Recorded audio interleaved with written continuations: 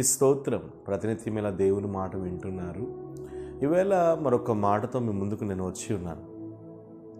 నిర్గమకాండం 15 అధ్యాయము 26వ వాక్యంలో మీ దేవుడైన యెహోవా వాక్కును శ్రద్ధగా విని ఆయన దృష్టికి న్యాయమైనది చేసి ఆయన ఆజ్ఞలకు విధేయులై ఆయన కట్టడలను అనుసరించి నడిచిన ఎడల నేను ఐగుప్తులకు కలుగజేసిన రోగములలో ఏదియు మీకు రానియను, నేను స్వస్థపరచు యెహోవాను నేనే అని దేవుడు సెలవిస్తున్నాడు. చాలా సందర్భాల్లో మన జీవితంలో స్వస్థత కొరకు చాలా చోట్లకు వెళ్తూ ఉంటాం. ఈ దినాల్లో రోగాలు మరింత ఎక్కువైపోయాయి, బాధలు మరింత ఎక్కువైపోయాయి, కష్టాలు మరింత ఎక్కువైపోయాయి. కొత్త కొత్త రోగాలు ఈవేళ మనుషులకు సంభవిస్తున్నాయి. ఏ సమయంలో ఏ బలహీనత, ఏ సమయంలో ఏ కష్టం, ఏ సమయంలో ఎటువంటి రోగం మనుషులకు వస్తుందో చెప్పలేకపోతున్నాం. ఎప్పుడు చూసినా కొత్త కొత్త రోగాలు సమాజంలో బయలుదేరుతున్నాయి. ఇటువంటి పరిస్థితులలో దేవుని సన్నిధిలో నేను మీతో చెప్పాలనుకున్నటువంటి విషయం ఏంటంటే, ఇంత భయంకరమైనటువంటి అనారోగ్య పరిస్థితులను ఈ సమయంలో సంపూర్ణంగా మనం యేసు ప్రభు మీద ఆధారపడగలగాలి.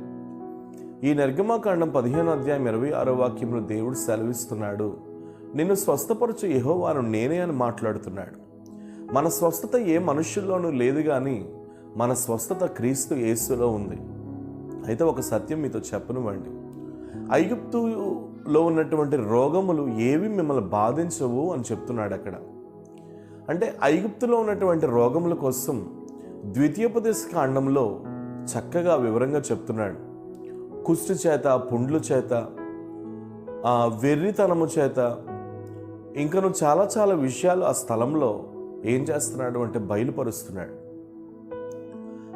కొన్ని రోగాలు, ఈవెన్ ఫైల్స్ చేత కొన్ని రోగాలు ఏం చేస్తున్నాయంటే మనుషుల్ని వేళ ఈజిప్ట్ నుండి వచ్చినటువంటి ఆ యొక్క ఫరో తల మీద ఉన్నటువంటి సర్పము రూపములో మనుషుల్ని వేళ భయంకరమైనటువంటి రోగాలు బాధిస్తున్నాయి. ఇంత భయంకరమైనటువంటి పరిస్థితులలో ఈరోజు ఈ మాటలు వింటున్న మీతో నేను చెప్పాలనుకున్న విషయం ఏంటంటే, మన జీవితంలో ఎటువంటి స్వస్థత మనకు కావాలన్నా సరే ముందుగా మనం తెలుసుకోవాల్సిన సత్యం, దేవుని మాట మనం వినగలగాలి. దేవుని మాట వినగలగాలి. ఒక మంచి దైవజనుడు బైబిల్లో ఉన్నారు. ఆ దైవజనుడు ఒక మాట చెప్తారు. ఏమనో తెలుసా? పొట్టేళ్లు క్రొవ్వు అర్పించడం కంటే మాట వినుట శ్రేష్టం, బలులు అర్పించడం కంటే ఆజ్ఞను గైకొనుట శ్రేష్టమని. దేవుడు మన యొద్ద నుండి మన కానుకలను ఆశించడు, కానీ మనం దేవుని మాట వింటే చాలు అని దేవుడు ఆశిస్తున్నాడు. మనం దేవుని మాట వినగలిగినప్పుడు ఖచ్చితంగా మన జీవితంలో కావలసిన స్వస్థతను దేవుడు మనకు అనుగ్రహిస్తాడు. కానీ చాలామంది ఈ రోజుల్లో దేవుని మాట వినరు. ఎండిపోయిన ఎముకలు దేవుని మాట విన్నప్పుడు జీవాన్ని పొందుకున్నాయి. మనం దేవుని మాట విన్నప్పుడు కూడా మనం కూడా జీవాన్ని పొందుకుంటామనే విషయాన్ని మీరు మర్చిపోవద్దు. రెండవదిగా దేవుని దృష్టికి న్యాయమైనది చేయాలి. యోబు అనేటటువంటి భక్తుడు న్యాయవంతుడు. యేసుప్రభు వారి జీవితంలో కూడా యేసుప్రభు వారు కలువరి శిలువలో బలైనప్పుడు ఆయనకి ఇచ్చినటువంటి తీర్పులో ఎటువంటి న్యాయము లేదు. బందిపోటు దొంగ అయిన బరబ్బాను విడుదల చేశారు, కానీ యేసుప్రభును మాత్రం శిలువకు అప్పగించారు. అలనాడు పిలాతు భార్యకు రాత్రి వేళ కల వచ్చినప్పటికీ కూడా యేసుప్రభువుకు మాత్రం తీర్పు విషయంలో ఎటువంటి న్యాయము జరగలేదు. కానీ న్యాయం లేని ఈ లోకంలో, న్యాయం లేని ఈ జీవితంలో మనం బ్రతుకుతున్నాం. అందుకనే దేవుడు ఎప్పుడో సెలవిచ్చాడు. ప్రకటన గ్రంథం 22వ అధ్యాయంలో, అన్యాయం చేయవాడు అన్యాయం చేయని, అపవిత్రుడిగా ఉండవన్నాడు అపవిత్రుడిగా ఉండని, నీతిమంతుడిగా ఉండని, ఇదిగో నేను త్వరగా వచ్చుచున్నానని ప్రభు ఏనాడు చెప్పి ఉన్నారు. సో ప్రభు చెప్పినట్లుగా ఎవరు ఎలా బ్రతికితే బ్రతకనివ్వండి, కానీ యేసుప్రభుని నమ్ముకున్న మీరు, యేసుప్రభుని నమ్మని మీరు, ఈ వాగ్దానం చూస్తున్న మీలో ఎవరైనా న్యాయం విషయంలో పెర్ఫెక్ట్గా ఉండాలి. ఇతరులకు న్యాయం చేయగలగాలి, మీరు న్యాయంగా ఉండాలి. ధనం విషయంలో, తిండి విషయంలో, మనుషుల విషయంలో మీరు న్యాయబద్ధంగా గడపాలి. అన్యాయంగా మీరు వెళ్ళారా, దేవుడు మిమ్మల్ని చూస్తున్నాడు అనే విషయం మీరు అనడం మర్చిపోకండి. మూడవ ప్రాముఖ్యమైన విషయం ఏంటంటే, ఆజ్ఞలను గైకొనాలి. బైబిల్ అంతటిని మిక్స్ చేస్తే రెండు పదాలు వస్తాయి. ఒకటి ప్రేమ, రెండు క్షమాపణ. దేవుణ్ణి ఎక్కువగా ప్రేమించాలి, అలాగే మనుషులను కూడా ఎక్కువగా ప్రేమించాలి. నేను మాట్లాడేది చెత్త ప్రేమల కోసం నేను మాట్లాడటం లేదు.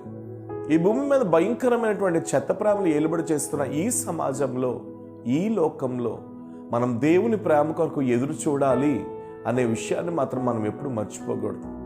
జీవము కలిగిన దేవుడు నీ పక్షంగా ఉన్నాడు. మనుషులు నిన్ను మర్చిపోయినా, మనుషులు నిన్ను విడిచిపెట్టినా నీ దేవుడు మాత్రం నిన్ను విడిచిపెట్టాడు. దేవుడు లోకమును ఎంతో ప్రేమించను. దేవుడు ప్రేమాస్వరూపి. ప్రేమ లేనివాడు దేవుణ్ణి ఎరగడు అని వాక్యాలు ఎన్నో మనం చూస్తూ ఉంటాం. కాబట్టి ప్రేమించే దేవుణ్ణి మనం కలిగి ఉన్నాం. మనల్ని ప్రభు ఎలా ప్రేమించారో మనం ఇతరులను అలా ప్రేమించగలిగినప్పుడే మనం ఆజ్ఞలను గైకొన్నట్టు. ఇలా మీరు దేవుని మాట వినినప్పుడు, న్యాయమైనది చేసినప్పుడు, ఆయన ఆజ్ఞలను మీరు గైకొన్నప్పుడు మీ జీవితంలో గొప్ప స్వస్థతను దేవుడిస్తారు. నీ దేవుడు స్వస్థపరిచే దేవుడు నాన్న.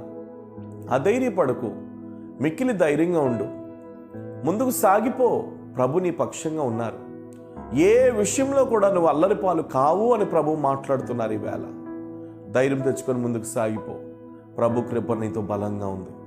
ఈవేళ మీలో ఎవరైనా రోగులై ఉంటే దేవుడు ఇప్పుడే right now in the name of Jesus దేవుడు ఇప్పుడే మిమ్మల్ని స్వస్థపరుస్తున్నారు. ప్రభువా వందనాలు. నీ మహిమతో నీ బిడ్డలను నింపమని ప్రార్థిస్తున్నాను. అంత్యకాలంలో ఉన్నాం, అంత్య దినములలో ఉన్నాం. మమ్మల్ని మీరు అభిషేకించండి, మీ మహిమకు పాత్రులుగా నిలబెట్టండి. ఎంతమందికి స్వస్థత కావాలో యేసు నామములో వారందరికీ మీరు స్వస్థతను ఇవ్వమని ప్రార్థిస్తున్నాను. మీ స్వస్థతతో నింపండి, మీరే స్వస్థపరచండి. మీరు పక్షంగా చేయవలసిన కార్యాలు, జరిగించవలసిన కార్యాలన్నీ మీరు జరిగించండి. నీ నామంలో తండ్రి స్వస్థపరిచేటటువంటి ఆత్మను మీరు విడుదల చేయమని ప్రార్థిస్తున్నాను. అంధకార శక్తి యొక్క గలివిలిపరిచే ఆత్మ వెళ్ళిపోవును గాక యేసు నామములో. మీరు తాకమని బలపరచమని. Be healed in the name of Jesus. Yesu నామం నీ ప్రార్థన అడుగుచున్నాను తండ్రి. ఆమేన్. God bless you. దేవుడు నమ్మదగిన వాడు. ధైర్యం తెచ్చుకోండి, ప్రభు మీతో ఉన్నారు. Praise the lord.